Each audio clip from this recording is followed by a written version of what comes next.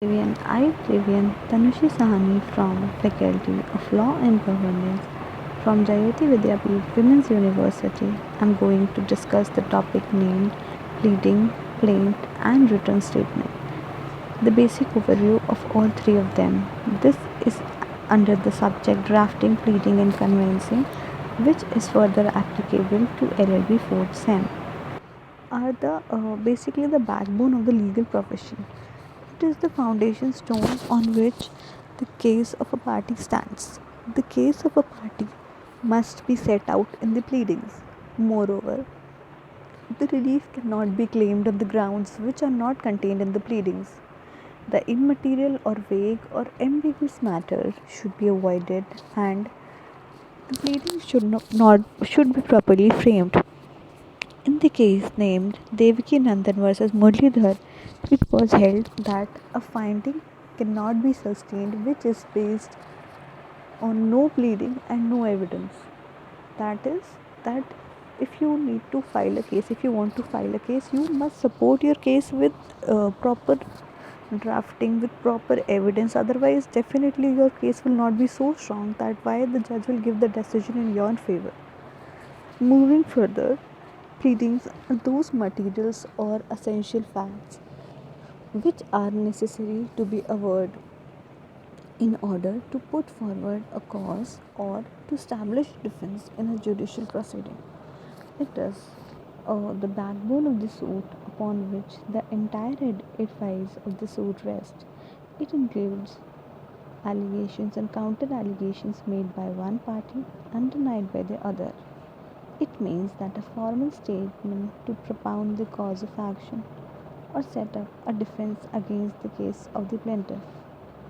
Now, there is a person named Mova. According to Mova, pleadings are the statement in writing drawn up and filed by each party to a case stating what his contentions will be at the trial and giving all such details as his opponent needs to know in order to prepare his case in the answer.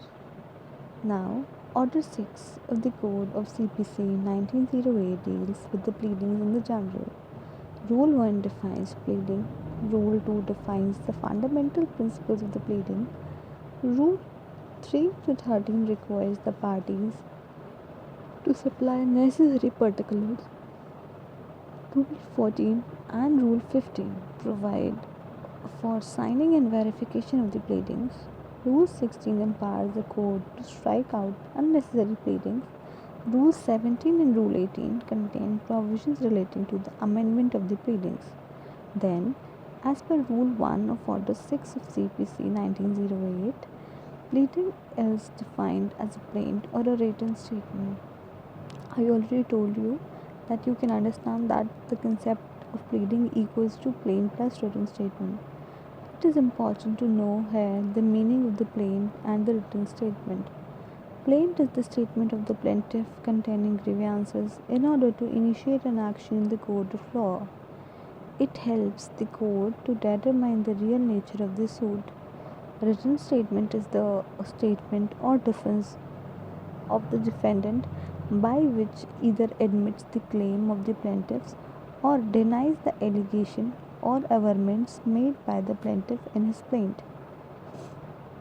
Moving further, what are the other objects of pleading? So, is the legal theory, that is the factual situations based on which the plaintiff claims to have been suffered, and the second is the legal remedy that the plaintiff seeks from the court. A plaint is considered as an important concept because it is the foremost and the initial stage to initiate any lawsuit and helps to find a civil court of an appropriate jurisdiction. Now, we can say that Order 7 of the CPC, that is Civil Procedure Code, deals particularly with the plaint. Now, in Order 7 of CPC, there are many different rules which deal with different constituents of the plaint. So, there are many rules in it also. Moving forward from rules, Rule 1 to Rule 8 deals with the particulars of the plaint. Rule 9 of the CPC deals with how the plaint will be admitted, and after that, Rule 10 to 10b talks about the return of the plaint and the appearance of the parties. And the main rules, that is 11 to 13, deal with the rejection of the plaint, and in such circumstances, the plaint can be rejected. Now, Section 26 of the Civil Procedure Code deals with the institution of the suit. It states that every suit shall be instituted by the presentation of the plaint or in such another manner as may be prescribed. This section clearly shows that plaint is very much necessary for the establishment of the suit before the civil or the commercial suit. So, moving forward, we can check that what are the necessary contents of a plaint. A plaint is a legal document that contains a list of necessary contents, in the absence of which it cannot be considered as a plaint. The contents necessary for a plaint are mentioned in Rule 1 to Rule 8 of Order 8, rather of Order 7 of CPC. These are further mentioned below. Now, what are they? First is that the plaint should contain the name of the commercial or the civil court where the suit or the case is being instituted. Now, second, plaint should also contain the details of the plaintiff, such as the name, address, and the description. Third comes, plaint should contain the name, resident, and description of the defendant. Fourth is, when a plaintiff has some defects or problems in health or any type of disability, the plaint should contain a statement of these effects. Plaint should contain the facts due to which cause of action arises, and where the cause of action arises, it should also be mentioned. Plaint should not only mention facts due to which cause of action arises, but also those facts which help in recognizing the jurisdiction. Plaint should also contain about the reliefs which the plaintiff seeks from the court.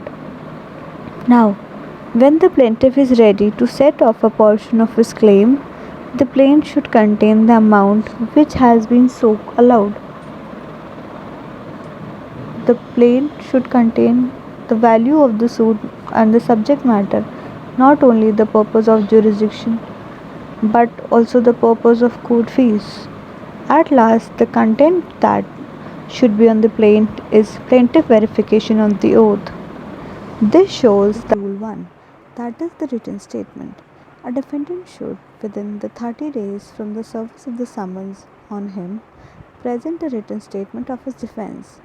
The period that is extendable up to 90 days, but for reasons to be recorded for such extension, a written statement should be drafted carefully.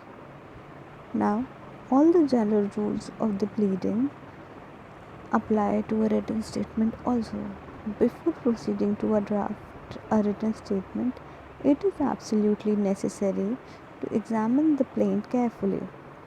Like a plaintiff, a defendant may also take a number of defenses, either simply or in the alternative, even though they may be consistent or rather very inconsistent, provided that they are maintainable at law and are not embarrassing. Now, Rule 1A provides for the duty of the defendant to produce documents upon which relief is claimed or relied upon him. Moving forward to Rule 2. What happened? New facts must be specially pleaded. The effect of the rule is for reasons of practice and justice and convenience, to require the party to tell his opponent that what he is coming to prove to the court. Moving further, if he does not do so, the court will with it in two ways.